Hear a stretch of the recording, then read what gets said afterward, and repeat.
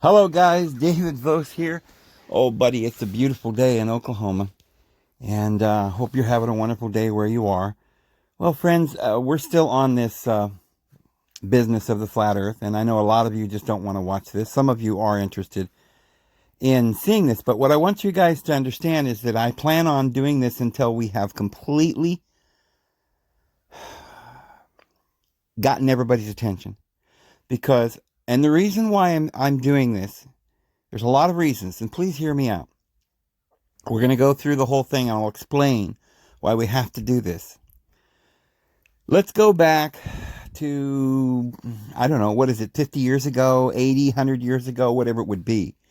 I don't really know when they start. I think it was after World War II. They started this push that we all have to go out and, get rid of our children at birth. And we started Planned Parenthood. We know that was a psyop. And we know that was a very bad thing for humankind. But when that teaching got going and people in your circle started saying, oh, yes, it's just fine. Why, I don't believe in God, or there's no afterlife, or whatever they had, or, whatever they believed. They felt that their careers were more important than their children, or whatever happened. And we got duped. And here's the reason why. Because no Christians would stand up and say, this is ridiculous. I'm not voting for people who believe in this, putting them into our government. I'm not going to fall for this.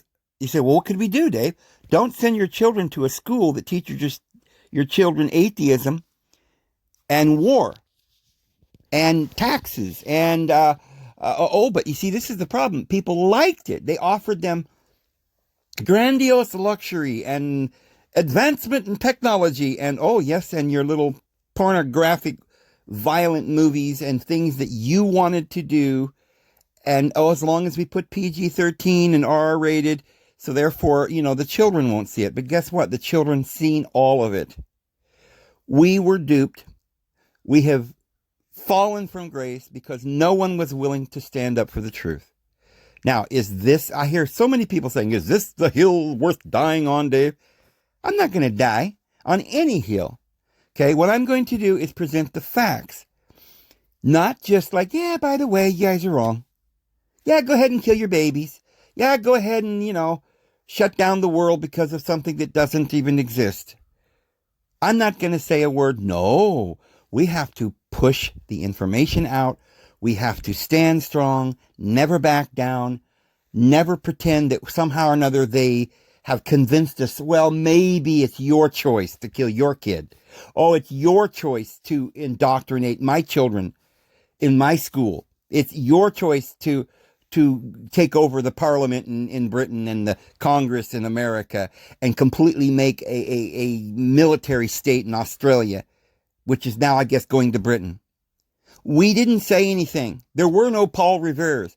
I am not going to stand here and allow a religion to form without at least confronting it and giving the people the opportunity to hear the other side.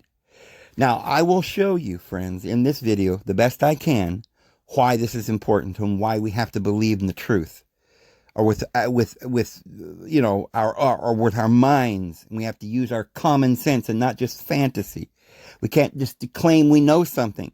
The guy we were talking to the other day, he supposedly wanted me to make a decision about whether or not the earth was, well, it was really convoluted because he said he didn't believe in any shape, but obviously the earth has to be in some kind of a shape. You can't just say it's not in any shape because I don't know. And then you can't say because I don't know, then all of the thousands of years of history where scientists have done experiments, and these experiments have led to critical data. He brought up the word empirical, okay? It gave us empirical data with these tools. Now, there's a big misconception that somehow NASA has created this globe concept. Mankind never believed in it. And I'm going to show how that is a lie. There's never been a person no scientist, no religion, no government, not even Islam or Christianity, ever taught that the earth was a flat plane. Never. And And people like David Weiss. Now, David Weiss has contacted me and wants to have a debate. But what he wants to do is he wants to be on a visual, and he wants to have charts, and he wants to present in his own time. He wants 10 minutes or whatever, and then I get 10 or whatever. I don't know how they work it. But he wants to be able to put up these charts showing you the visuals. But what he's been, and I've seen him a couple of times, and I noticed that what he's talking about are his little talking points are all false. They're propaganda. They're not true. And the problem I'm having is that there are those that continue to put out certain information that they must be able to find out. They certainly know it's not true. Unless, of course, they just get information from people and don't check it out and just go with it. But see, after a period of time, if you just keep going with false information and never look it up to see if you're accurate, then I have to say, that sounds to me like you're doing it willingly, that you're trying to deceive people willingly. I'm going to expose in this video several things that David Weiss and Santos and these others are saying, that it's just, they throw it out there and everybody just accepts it, and it's not true. We're going to go through them one by one. And I believe that even with this video, just this one, will prove that the earth is a sphere. Or will definitely prove that the best conclusion a person like me or you could come to is that the earth is a sphere, because we personally cannot go back and reduplicate all of the ancient experiments, but we can read about them. We can, if we have the ability to sit down for a while and research it and look at history, look at the facts, look at the scriptures, the Quran, the Bible, the Bhagavad Gita, all the ancient wisdom, and we will determine that mankind has never, ever believed in a flat earth. So, people like David Weiss will say things. I will give you an example. He says that mankind has always believed in the flat earth, but this is a NASA, CIA psyop that says now that the earth is a globe. This has all been made up. But see, that's not true, and it's a lie, and anyone can certainly debunk it if they just go on the internet and look. But everyone has always believed in a spherical earth. Santos is always telling us that Copernicus changed it to a sphere earth, but before that they believed in a flat earth, and that is a lie. And Santos, if you're going to lie about something like that, then, you know, guys, he's probably lying to you about a lot of other things. If he willingly knows that that is not true, if David Weiss knows that is not true, but they are telling people on their program that up until 1920, we still had it in our history books or our science books in school here in America, that is a lie. He is misrepresenting the facts. There was one paragraph in one science book back in 1920 or 1919 or something that mentioned the fact that when Columbus went to sail around the world, some people thought the earth was flat and he would fall off. However, that did not come from history. That was somebody's ill-informed comment.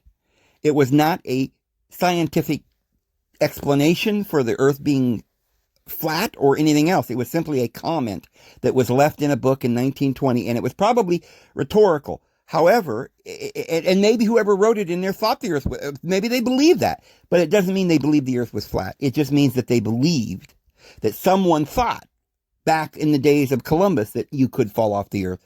However, having done the research, looking at all the history and all the comments by everyone that's involved, we don't find that to be true. No one, certainly not the Catholic Church, which ruled with an iron thumb, and if you spoke against them, they would crucify you or call you accursed and send you to hell.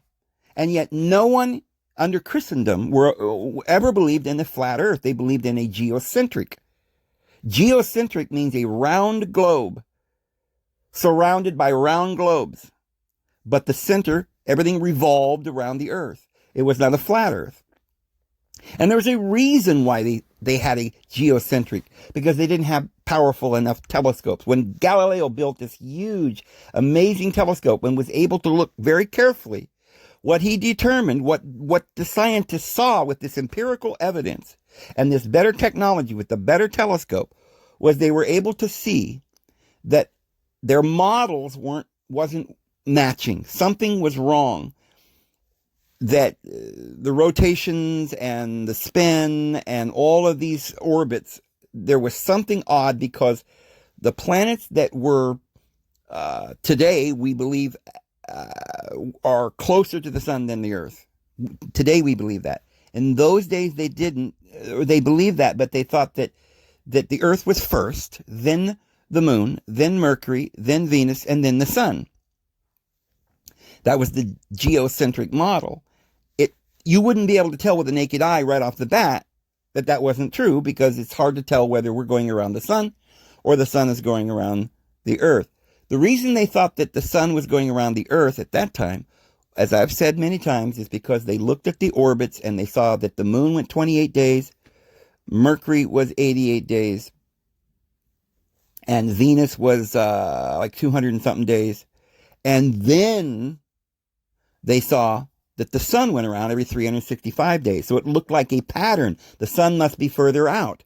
And beyond the sun was Mars, which went 2 years and something. And then there was Jupiter, which went 12 years. And then they went to Saturn. It was much longer than 12. I don't remember the number of days that it takes for Saturn. But it just kept getting longer and longer. And therefore they determined that everything must be revolving around the Earth. And so there might have been a couple of people that took that verse, the Earth is immovable or whatever, even though it doesn't say that. It says it's not going to be moved out of its place. It doesn't say it's not going to spin or the Earth doesn't rotate. But they took that verse in the Bible, and some people may have understood that because it fit nicely with their geocentric idea that perhaps the globe Earth in the center did not rotate around anything, but everything else rotated around it.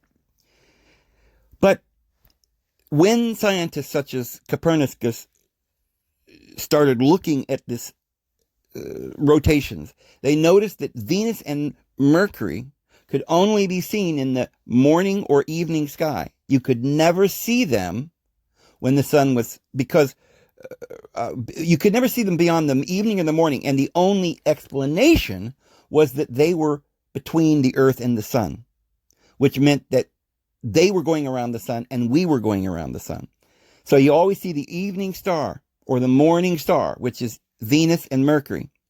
Now, they are only seen in the evening, because if they're between us and the sun, then if you look up in the sky, the only time you're going to be able to go and look in that direction where they are is be looking into the sun, into the daylight. You can't see the stars in the sky during the daylight. Therefore, only at the very evening could you notice the star. And this was one of the proofs, the empirical proofs, that the model had been wrong and it wasn't geocentric. So they went to not without many more experiments and others. You've got Kepler and Copernicus and Galileo. Galileo built this amazing telescope that was able to see further, and they did some more corrections. Newton corrected many things because of his Newtonian physics, which cleared up a lot. He used a couple of equations from Kepler. They added, they improved, they observed, and they realized that they had made an error, and it was not a geocentric, but a heliocentric. And they noticed that all the planets beyond the Earth, like Mars, Jupiter, and Saturn, and if you had a good enough telescope, you could see Uranus. But they noticed that those could, and if you believed in the, they noticed that the ones further out didn't make a consistent orbit. They seemed to do a zigzag, and that didn't work because planets wouldn't just go along and then seem to stop in the sky and then veer off like a Z. And they couldn't understand that movement, so they studied it more. As they got better telescopes, they realized there was a sort of a zigzag, and they determined with models that they worked on and various experiments and telescope observations, and they would make diagrams, and they had theories, and they came up with equations, and somebody would say, hey, what if it's this way, or what if it's that way? And then all the math began to work because they had a better model. And they determined that the reason that it appeared to be like a zigzag, like the ones like Mars and Jupiter and Saturn, seemed to go in a kind of a zigzag, is because they weren't going around us. They were going around us, going around the sun. So sometimes we were on the way far end of the sun this way in the orbit, and sometimes we were way over on the other side of the orbit. And there was a point when we were going in a certain direction with these outer planets that it appeared to sort of, the planets themselves started to slow down because we were going in the same direction around the sun. And then at some point we made a different, at some point we started coming back around the sun. And now the planets that were going with us were now going the other way. See? Because we're going around the backside and going the other direction. And therefore it looked like these outer planets were zigzagging. But once we figured out that we were a heliocentric, the models began to take form and everything started running like a what do they say, like a rotary Mazda engine. It made a hum and everything was working perfectly and they figured it out. That is empirical evidence. Now, there is a lot more than just a couple of rotations, friends. We have to understand that when you look up into the sky, you see planets and stars, whatever they are, going around. The first observation you have is that if all of the heavens go around in symmetrical patterns, and they will come back and do the same pattern again. Now, may not, at first glance, you may not understand it. Like you see a zigzag here, and you see this, and you see that some, like Mercury and Venus, only are appearing in the morning or in the evening, and you don't know why yet, okay? But one thing you do know, it continues year after year to do the same weird patterns, okay? That tells you that the entire heavens is moving, and their symmetry never changes. Therefore, all the movement that's in the sky is relative to the earth. They don't, like, you don't see stars moving towards each other. Except for the planets. They called them the wandering stars because they couldn't understand why the planets did different things than the stars until they got telescopes and they realized that the planets were closer. Okay, and that they were orbiting the sun as we were. And so, as I said, they made these odd movements because of all these weird orbits. But they began to, early on, see that there were several motions. One could be proven to be apart from the earth, had nothing to do with the earth moving. Okay, because all of the stars, moons, planets, everything up there, whatever they were, nobody really knew, right? Way back when. They just saw these little lights in the sky. And at that time, they knew without the telescopes, they could see them coming in, and every so many years, each one would come to the same location again. For thousands of years, the astronomers mapped the stars, and they determined, that took thousands of years, that was a consistent pattern. If that pattern in the sky was consistent, and there were certain patterns that came around every 24 hours. The sun came up every 24 hours. The moon came up every 24 hours. The stars came up. The exact same stars came up every 24 hours. Then we assumed the only logical explanation is the earth was spinning. Especially when we saw the North Pole not moving at all, just staying up there in the north, and all the zodiac going around and around. That was consistent with a spherical earth, and they decided with the math that it had to be rotating every 24 hours. But then they noticed there were other movements they couldn't explain with just the 24-hour rotation. Since, like I said, certain planets took a certain amount of time to go. They came up every day, 24 hours, but they would come back in a different location. So there was something lagging. It had some other motion going on. So while we're spinning and we see the stars coming back every 24 hours, we notice some other movement that had to be explained. That movement turned out to be explained by the fact that we're going around the sun. And it's a long ways around the sun. And we change our position in the sky by about 190 million miles. That's a long ways. And that changed our angle as we went around during the year. So during the year, the stars changed position slightly, which was consistent with the heliocentric model. We noticed that after thousands of years, the zodiac themselves would retrograde about 1/12 or one house every 2,000 years. Some have said it's about 2,150 years, something like that. I believe it's probably about 2,100 years. Some have said maybe 2,150, but we know because, you would need thousands of years to document these patterns to find out where they actually come. And after all of these thousands of years, we have determined beyond a doubt that somewhere around every 2,000 years, there's a retrograde motion. That is another motion that has to be added to the pot. But flat earthers don't want to consider any of this. They don't know about any of this. They don't know. They're lying to people in the sense that they don't tell the people that this is why we believe this Earth is a sphere. They tell them that you can't tell if the Earth is a sphere, so therefore it's not. Just go out in the field and look, and see, you can't tell.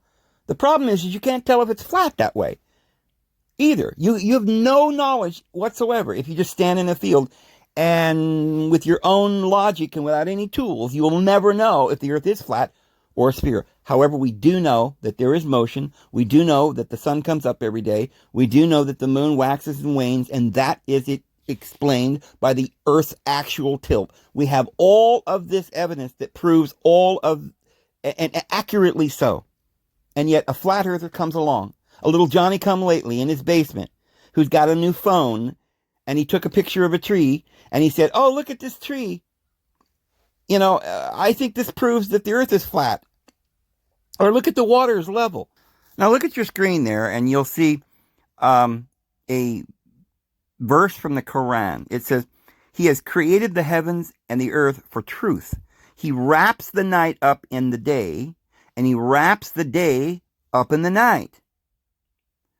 And it says here that the information about the day and the night wrapping each other up includes accurate information about the shape of the world, and this can be true only if the earth is round. This means that in the Quran, which was revealed in the 7th century, the roundness of the earth was already being explained to us from Holy Scriptures.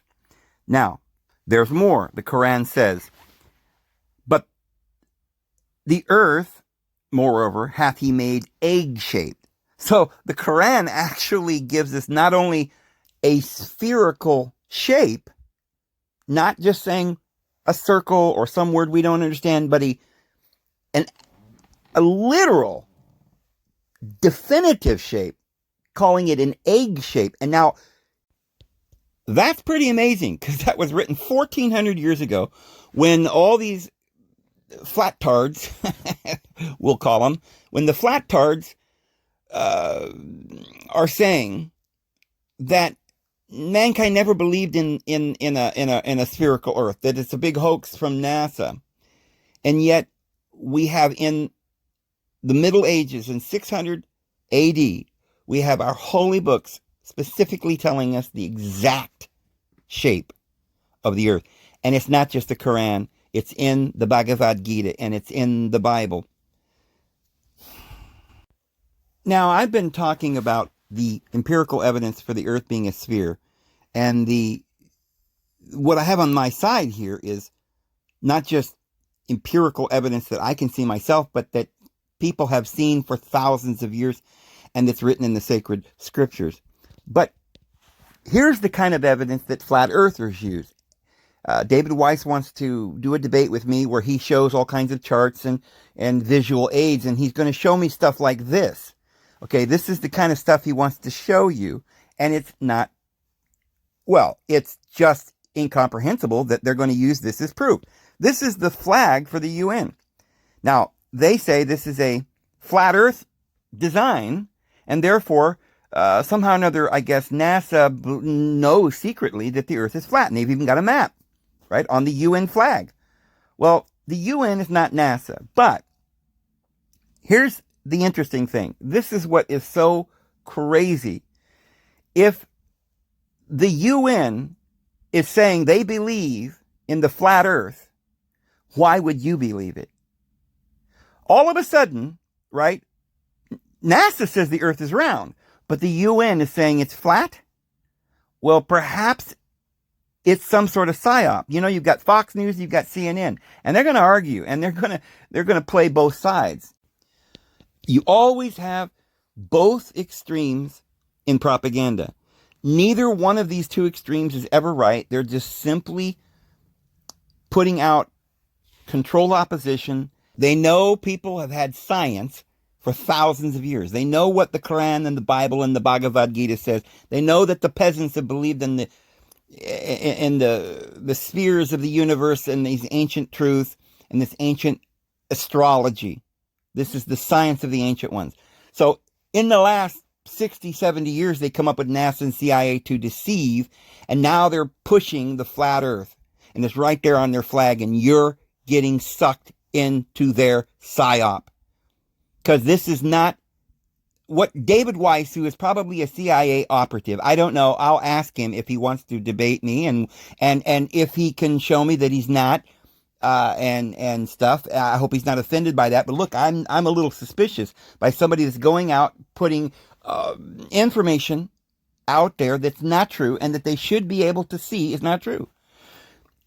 It's a little bit suspicious that they're running around pointing to this UN flag, which is a flat earth conspiracy, and now they want us to go join the UN and believe in a flat earth conspiracy. So, look, there is plenty of evidence and empirical evidence, my friends, for anyone who really wants to know the truth, but it's going to require a little observation, and you're going to need tools. Like the debate I had with Finley yesterday, who said you can't use tools. If you're not going to use tools, then what you're going to do is you're going to end up like Travis Finley, who doesn't think that there is any shape at all to the earth. I guess it's just a ghost, or it's, or it can be anything you want it to be. All right, because you're not allowed to use any evidence or any tools. He doesn't accept the fact that telescopes can see the curvatures and the orbits and the rotations, and he doesn't present this empirical evidence. He's trying to hide the evidence. And David Weiss is never in any of his broadcasts or videos, as far as I know, ever presented this true and factual information that the scientists have used for thousands of years. Now, I have a lot of things that we could cover, but I want to cover this for the moment here. So if you look up in some science textbook, or, the history books, or ancient astrology, or anything else, you will find that people always believed in a spherical world. You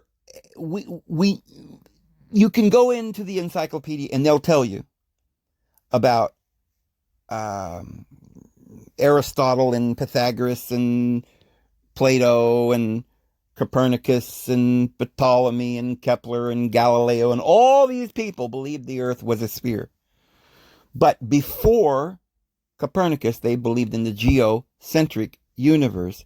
And with the help of Kepler and Galileo and Copernicus, we did more, and we had better instruments, and we've figured out that the model is better as heliocentric. Now, we might change or tweak that in the future because we don't know all things. But we do know we're very close. The model works perfectly, and the Newtonian science works perfectly. That's what we know. The evidence presented teaches us that the earth is probably spherical, and that agrees with the scriptures, that the Lord sits above the circumference, it doesn't say circle, circumference surrounding the vault, the ark, which is like a boat, and there are 12 gates, which is the 12 months that you're born into this world. Okay, now that does not specifically say that it's an egg shape like the Quran, but there are other verses in the Bible that all put together, like for instance that the earth is hung upon nothing, which disproves the flat earth theory that it has foundations and it is immovable. The only scripture that says that the earth is something about moving is it won't be moved out of its place. Okay? It's founded as something that the Lord Yahweh intends to keep. Okay? Intends to be established. The scripture says the inhabited earth was established for our home by Yahweh.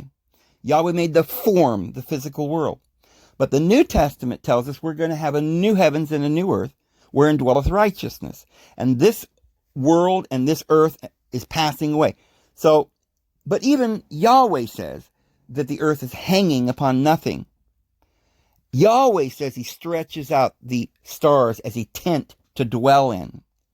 I will tell you a little secret that most people up to this point have not understood, and it's another mystery that's being revealed at this time so that it will help us to understand what the Bible's talking about. We have these things in the Bible called God, right? Elohim is plural, and the Jewish scribes are saying, well, it's not really plural, but it's just sort of a plural of majesty. Well, okay, ridiculous, because it says there are plural pronouns like us and we, and so they're just wrong.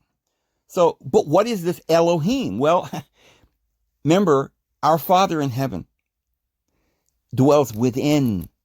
The real power is within, not outer. The outer manifestation is not the real power. Yahweh's not the real power, created the form. Okay? The true divine, or which those words mean light. Most of the divine words like deity, divine, diva, David, these words have to do with day, dia, theos, thea, theater, to see, to the day, the light. And the light is a power that comes from the source, which is within. And so therefore, the word that we have, element, sometimes translated elemental spirits in Colossians and in Galatians and Ephesians of the Bible, the word element is referring to certain powers who now run this world. Because remember, Jesus had to come to cleanse the temple, to go in and cleanse the sanctuary, which is within you. That sanctuary was taken over by Yahweh and his government. See, he appointed his own rulers over the world. So he has his own 12 kings and 72 which ruled the nations. The world was broke up into 72 nations, and there were 72 deities, and these are the same 72 deacons that's in astrology, and then the 12 houses, and all of that was a form of government that Yahweh has. And there is a certain spirit, the Bible calls it the spirit, the power of the air, or the astral, the physical air, the outer air. That is what Yahweh rules. Okay, our Father in heaven rules heaven, which is not the air. Heaven is not even away from the earth, out into outer space. It's within. And that temple is an explanation of that. The outer court is the body and the outer manifestation of the universe. But inside the most holy, beyond the curtain, that we all look with unveiled faces within, as though in a mirror, and behold the face of the divine one. Who is that inner being? That inner being is the Elohim, or the elements, the great power that created the universe. The elemental powers, the atomic power, is the great power that created everything. The light. Our deity is light, the Bible says. He is love. He is spirit. He's not an anthropomorphic being flying around out there. But when he made mankind, he made the manifestation. Now, there are two manifestations that were made. The manifestation of the divine being. In the beginning was the Word was God, and the Word was God. That word, or the expression, is the manifestation of the divine being, who is spiritual, who is the great power in those little bitty small atoms you can't see, that created everything. It's got all the power within you. But the manifestation was the expression, or Jesus, the Logos, the firstborn among many brethren. We are the body of that one Christ, that one only begotten child of the living deity, the spiritual expression of the divine being. And the whole universe then is the expression of the inner power of the deity. And that whole universe is run by Jesus and the 144,000 that he chose. He chose 12 and 72 also, and in the end, he'll have 144,000 spiritual stones built up as a spiritual house or universe to dwell in. So just like Enoch, who was raised up and became as big as the universe, that's Yahweh's Metatron. That's his universe. That's the Antichrist, Metatron. Okay, the Jewish pseudograph, the third Enoch, talks about Metatron.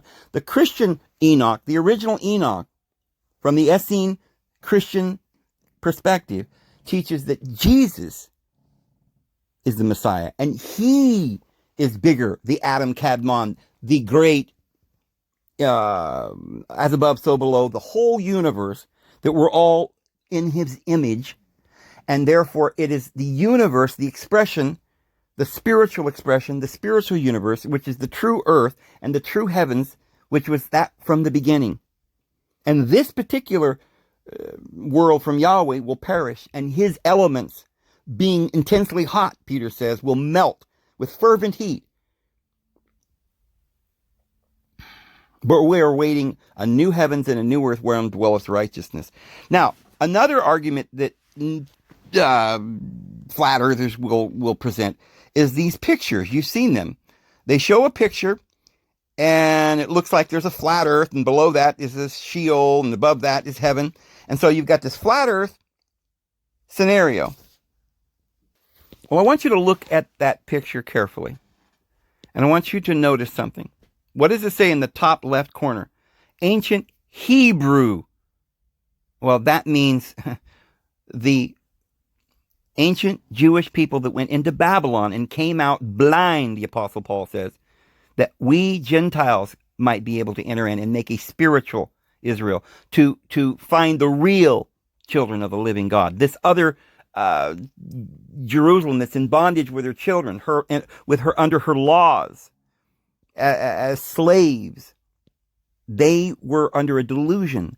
And so the Old Testament, which teaches that I am God and there isn't an else, and I am the great ego, and you do what I say or I'll kill you all, blah. I am vengeance, my name is jealous, that is my name. That deity is the God at the bottom of the wheel who creates form. And so the Hebrew conception in the Old Testament is written in the letter or the literal sense. And in that sense, people began to put the words of Yahweh in his Old Testament explanations. The Jews did. They had their own little oral traditions, and they believed perhaps in a flat earth or some sort of cosmology because they didn't understand the spiritual understanding. This picture that you see there might be, in some sense, somebody's interpretation of the Old Testament. But it's not the Old Testament. It's not the Word of God. It's simply some painting that some individuals, Kabbalah and Sefer Yetzirah and the Zohar and all of these books that were written in the Middle Ages, which were written after Jewish pseudograph and was written from the standpoint of the carnal, physical form earth, not our Father in heaven's system or cosmos. So they understood it in a very literal sense. And this is the pictures or that people would get, or paintings. But it's because they didn't understand the symbols. They got this painting or these pictures. You see these maps with Thule in the middle and all these weird pictures were people's imagination because they had been lied to by the Catholic Church and by certain individuals who couldn't comprehend the spiritual universe and our Heavenly Father in love. But they were still looking at the letter and the literal. And this is the paintings that they would come up with because they were deceived. And now we've got people like Santos and Weiss that are saying, see, the ancient ones believed in the flat earth. Even sometimes if you look in the dictionary, they'll say that ancient Babylon believed in a flat earth. But you see, they're lying. Even today, scientists and encyclopedias are lying. And I can prove it. Because I will call them out, as well as David Weiss, right? Your encyclopedia that says that the Babylonians said that they believed in the flat earth. Nowhere in any cuneiform tablet, nowhere in the Egyptian hieroglyphs, nowhere in any ancient work. Book of Thoth, nowhere. People talk about Enoch said the earth was flat. That's a lie. It doesn't say that. But they are telling people that's what it says and painting pictures because this is their philosophy. This is the carnal philosophy, this limited vision of Yahweh and this world, but we're no part of this world. So they get this from ancient scriptures, but they're interpreting it, and their interpretation is correct. Remember when Daniel went to Babylon, and the king of Babylon had a dream, and all the wise men that Nebuchadnezzar had could not interpret the dream. They had visions. Anybody can have a vision, or something, but the interpretation is from our Father in heaven. Daniel, he was a servant of El Elyon. If you look in the book of Daniel, it's about El and El Elyon, the Most High. Same with David in the book of Psalms, but you've got some of the book of Psalms that talks about Yahweh, because there were 2 manuscripts. We won't get into that. So why does it look like, why did they interpret it, I should say, this esoteric wisdom to mean a flat earth, if someone did interpret it that way, even though Babylon and Egypt had no word flat earth anywhere in their cosmology? In fact, their little parables that they used didn't teach a flat earth, but a spherical earth. And here's why. As I've said many times before, when the sun goes down in the west and you stand on the coast, you see the sun going down. It looks like it goes down into the water, into the ocean. So the literal explanation was the sun was defeated by the darkness. It went down into hell. And on the bottom side of the earth was hell. Okay, now what does hell look like? Well, it's the other half of the round earth. Okay, they didn't say it was beneath the earth in the sense that we were always on the top side, and if you bore down in a hole, you'll find you come out the bottom, and then down there's a big hell or something. Do you really think there's a big fiery pit under the earth? And then where does the fire go? Does it drip down into the outer space, or does it have a covering? Is there another world below? Well, according to the esoteric wisdom, there is. It's round, because they believed that the people that were in the winter time were living on a round earth too, but they were now engulfed by the darkness, and the god of darkness was winning, and they were living in hell. They were living in winter. They were living in the darkness. But they knew that rebirth would come and they would be reborn into the light. The kingdom of God is the light. It was only an illustration, a physical world that explained in a symbol our eternal existence, the cycles, the darkness and light, the rebirth and the advancement. And when we awaken to the inner Christ within, we will no longer need this physical model to imagine in our mind, like, well, the sun's going over here, and we don't know. I mean, is it going up or is it going down? Is hell beneath us, or are we on top of it? They didn't know. But the esoteric wisdom did not lie to them. It gave them a very perfect model. So whoever it was that drew this picture, they might have believed in it in some kind of an earth is the center, or geocentric or something, and they drew a little diagram. It's just an analogy. They show the moon and the sun in the sky, and beneath the great deep on the bottom and Sheol, it is just an analogy. In reality, you see that it is a sphere. Look at the page. That is a sphere. Okay, now they're drawing on the sphere symbols that would say, okay, on the top side is heaven. On the bottom side is hell. The problem is that we're going to live on the top side, where you see the mountains, you see the sun, you see the moon. We live there. Okay? And then because the earth turns around and nighttime comes, then we live on the bottom side. In other words, we look out and we see it's dark, and there are stars. So It was hard to draw a diagram of all of this, orbits and things. People couldn't even understand it. So the Holy Spirit had to make a little symbol that those like Daniel who had the Holy Spirit could interpret correctly as a spherical world. So I believe that the Babylonians believed in a spherical world, not a flat earth, based on this little stupid symbol that somebody wrote. That's not true. That's their interpretation. Because we know the Sumerian tablets teach about spheres and planets and space travel. And, people are talking about Nibiru, which I don't believe is a planet. But the point is, they did describe the planets. They described Saturn. They described Mars. They described Venus. And they always described them as spheres, not as planes. And they never said anywhere in the ancient tradition that the earth was flat. This is simply misleading.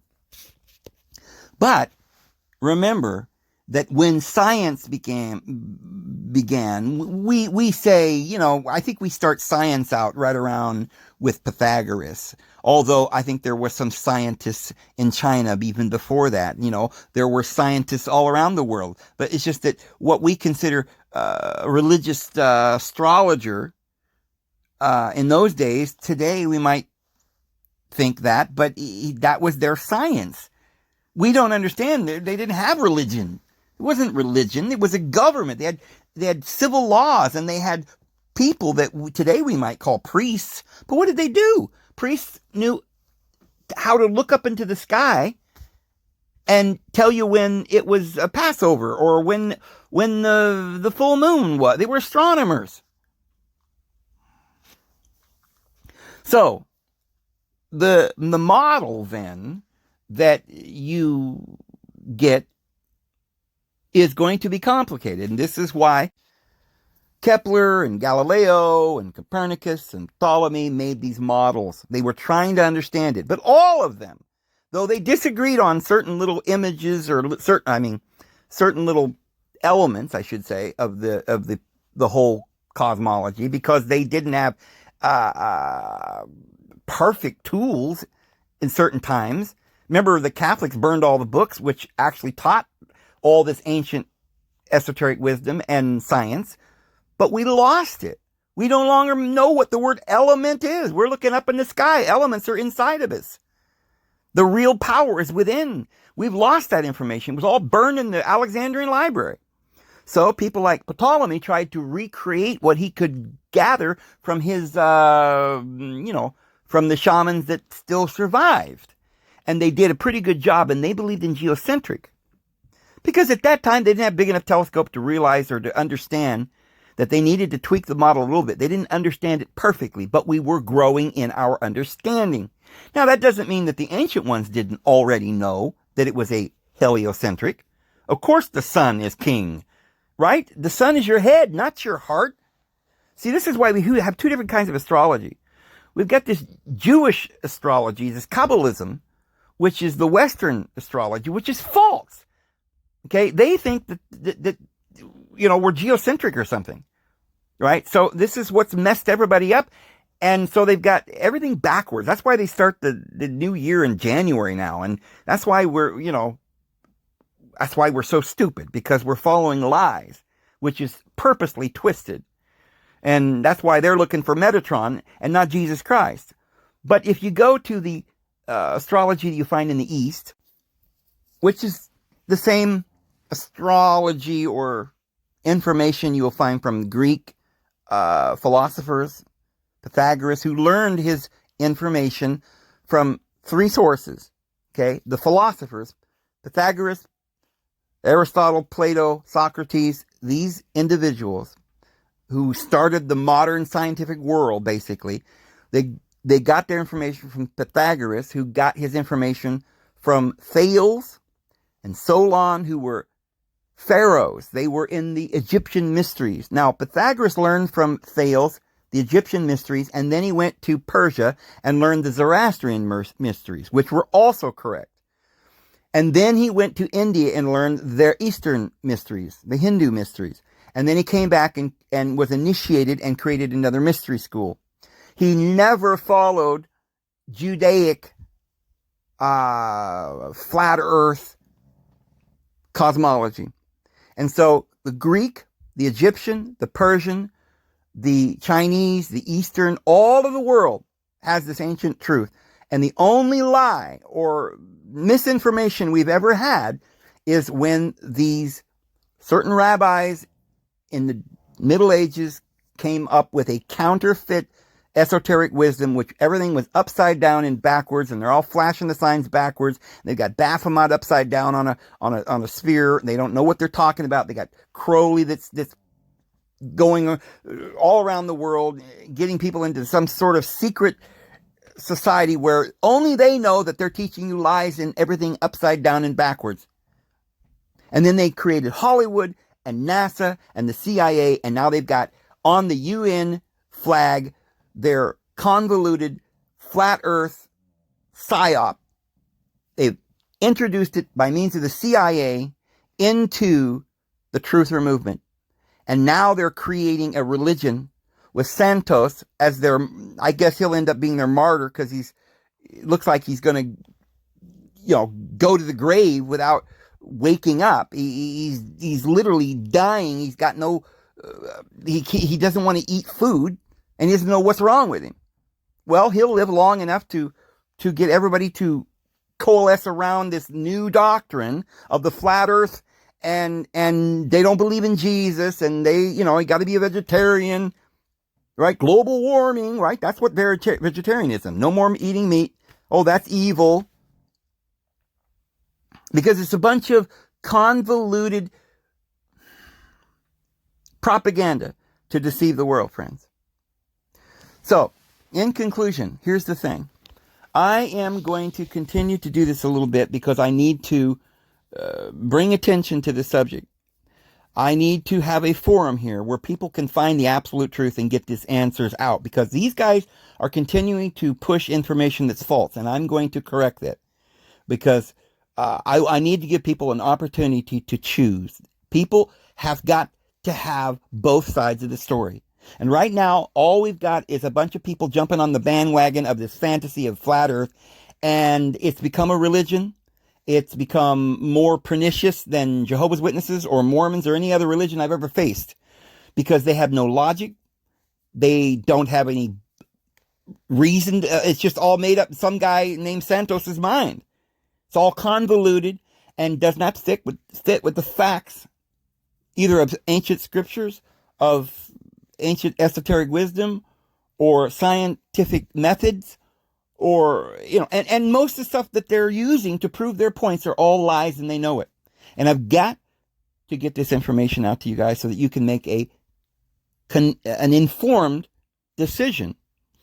If any of you think in the end, after all of the information is presented, we'll do some debates.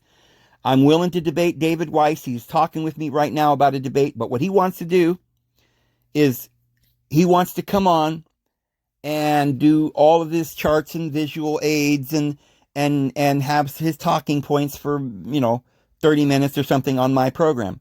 And I won't let him do that, because those talking points that he has in his charts are lies. If he wants to bring them up in a conversation with me, and if he's familiar with his own information enough that he can speak it without, reading it off of a prompter, right? Or notes, because I'm not going to bring any notes.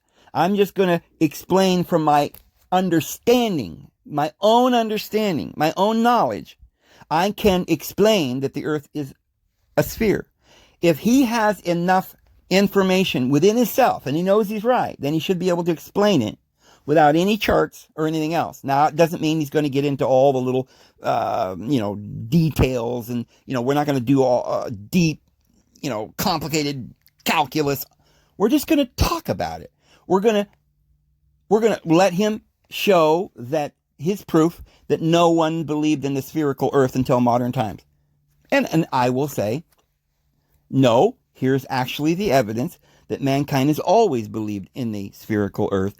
And then you guys can make your own decision with informed information to give you a clue, because right now all you're getting from everybody, the whole truther movement, has jumped on this bandwagon. See, and it's kind of like, I don't know, maybe the CIA realized that you guys were learning stuff, right? You were believing in Jesus, right? You knew that they were lying to you. So they said, they got us, man. They know we're lying. Here's what we'll do. We'll infiltrate them. We'll tell them the earth is flat. We'll feed them false information. There's no Jesus, and we'll destroy them just like that. Because these peasants don't know what they're talking about, and we're never going to give them any information. We're just going to send out liars, and they'll believe the false prophets way more than they will the truth. So, friends, for those of you who have been duped by the flat earth, listen, I'm not mad at you. I don't think you're silly. We've all been duped by something, right? Just all I'm saying is please be careful. Do your research. And I don't mean watch a bunch of propaganda and accept it. I mean, if they tell you something, you look it up and make sure it's correct. Now, I'm going to do, like I said, I'm going to do a few of these debates, and we're going to give you some tools so that you can make a decision, an informed decision on your own. If you, in the end, decide you believe in the flat earth and that's what you believe, that's fine. You and I are brothers and sisters. It doesn't matter whether you believe the earth is flat or round. That's not something that you need to believe in to get into heaven, or for the Lord to love you, or for me to care about you, or for, anyone to care about you. We should all love each other and respect each other's free will and our own ideas that we have. If we're doing the best we can, I don't condemn anybody for their beliefs. The problem is when you're going to turn it into a religion and lie to people with a constant barrage of lies and propaganda, and then come onto my channel and do everything you can to lie about me, persuade people. Look, there's a lot of tactics. I hear a lot of the flat earthers saying, Dave, you lost that debate. Okay, but who would think that I lost that debate except for a flat earther who doesn't want to see, or who wants to chime in like a pack of wolves, like they come in and nip, while the other guy takes the other side, and the other guy attacks the back side, and the other dog goes around to the front side, and they know what they're doing. They're taking down their prey. Okay, so you all come on here and say, and in one unison, you come onto my channel to attack me because I believe in the spherical earth. All I'm saying is you can come on here and say what you want, but just give me some evidence. And if you think you've got proof for the flat earth, then call me up. My number's on my website, and I'll debate anybody with no notice. Just call me, record it, and send me a copy. I'm David Weiss. I'm going to go ahead and go. And hopefully we'll have a debate with David Weiss if he's willing to do it, just between him and I. And like I always do over the phone, we'll just have a discussion. And if that's good enough for him, it's good enough for me. And I'll debate Santos over the phone if he'd like. And I'll debate anyone else. But we're going to have to use the facts. And I will also say this, friends. In my next debate, I am hoping that I will be debating someone who has a little more integrity and has a few facts to back up what they're trying to say. That way we can have a very good conversation. We'll be mature adults. We'll let each other speak. And we won't mock and make fun of each other. And in the end, we'll put our arms around each other. If we're in person, I guess we're not going to be in person, but, we'll still be friends, right? We could still be friends. And if you don't believe in Jesus, I still care about you, and I'll still continue to try and offer whatever logic I can to help you come back into the fold, but I'm not going to hate you, okay? But I'm not going to let you just go out there and lie to people without saying something about it. So I'm going to go ahead and go. Hope you guys have a great day. We'll see you tomorrow. Have a good one.